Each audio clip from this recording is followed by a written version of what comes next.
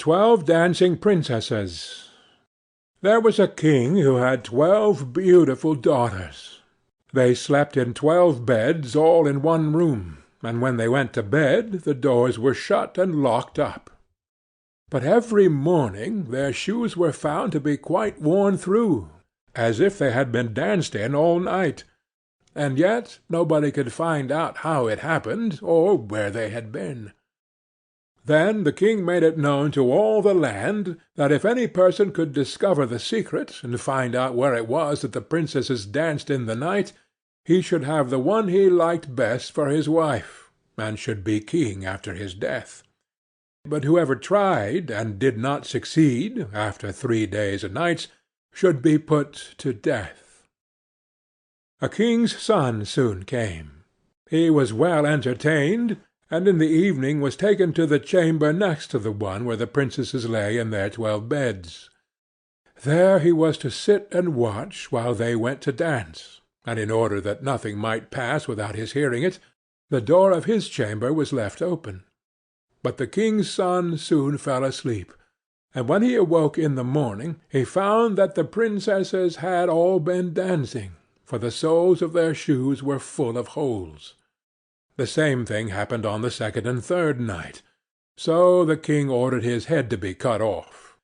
After him came several others, but they had all the same luck, and all lost their lives in the same manner.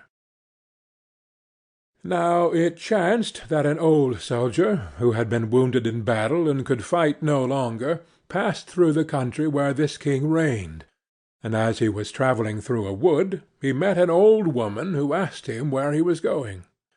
"I hardly know where I am going, and what I had better do," said the soldier, "but I think I should like very well to find out where it is that the princesses dance, and then in time I might be a king." "Well," said the old dame, "that is no very hard task. Only take care not to drink any of the wine which one of the princesses will bring to you in the evening, and as soon as she leaves you, pretend to be fast asleep." Then she gave him a cloak, and said, "As soon as you put that on you will become invisible, and you will then be able to follow the princesses wherever they go." When the soldier heard all this good counsel, he determined to try his luck. So he went to the king, and said he was willing to undertake the task.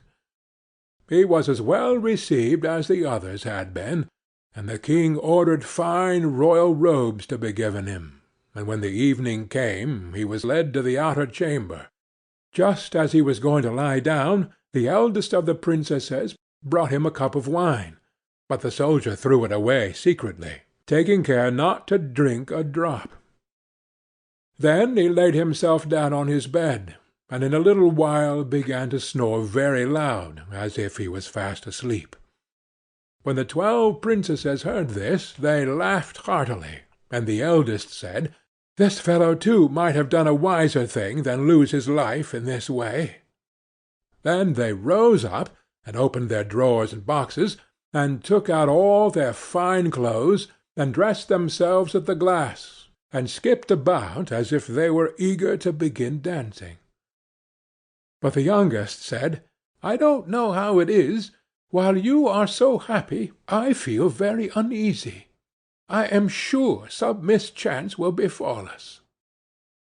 "You simpleton," said the eldest, "you are always afraid. Have you forgotten how many kings' sons have already watched in vain? And as for this soldier, even if I had not given him his sleeping draught, he would have slept soundly enough." When they were all ready, they went and looked at the soldier.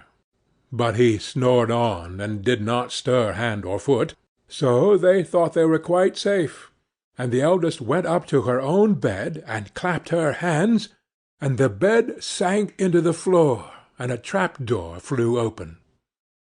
The soldier saw them going down through the trap-door one after another, the eldest leading the way, and thinking he had no time to lose, he jumped up, put on the cloak which the old woman had given him, and followed them. But in the middle of the stairs he trod on the gown of the youngest princess, and she cried out to her sisters, all is not right. Some one took hold of my gown." "You silly creature," said the eldest, "it is nothing but a nail in the wall."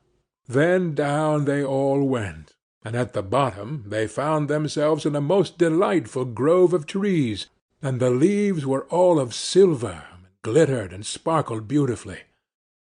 The soldier wished to take away some token of the place, so he broke off a little branch, and there came a loud noise from the tree.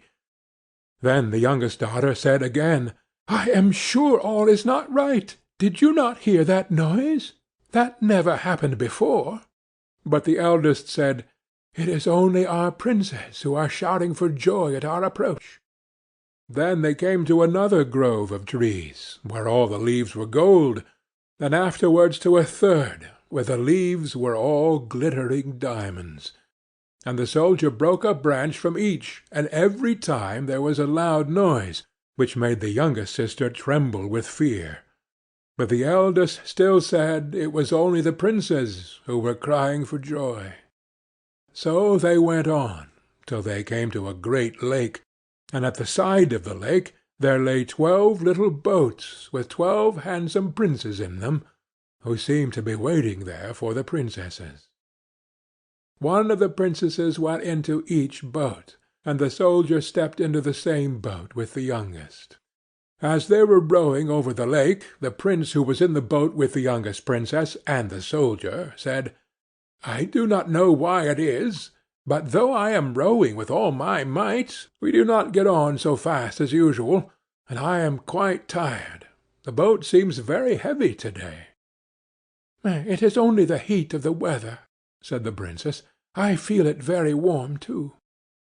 On the other side of the lake stood a fine illuminated castle, from which came the merry music of horns and trumpets. There they all landed, and went into the castle, and each prince danced with his princess, and the soldier, who was all the time invisible, danced with them too, and when any of the princesses had a cup of wine set by her, he drank it all up, so that when she put her cup to her mouth it was empty. At this, too, the youngest sister was terribly frightened, but the eldest always silenced her. They danced on till 3 o'clock in the morning, and then all their shoes were worn out, so that they were obliged to leave off. The princess rowed them back again over the lake, but this time the soldier placed himself in the boat with the eldest princess, and on the opposite shore they took leave of each other, the princesses promising to come again the next night. When they came to the stairs, the soldier ran on before the princesses, and laid himself down, and as the 12 sisters slowly came up very much tired, they heard him snoring in his bed, so they said, "Now all is quite safe." Then they undressed themselves, put away their fine clothes, pulled off their shoes, and went to bed. In the morning the soldier said nothing about what had happened, but determined to see more of this strange adventure, and went again the second and third night, and everything happened just as before.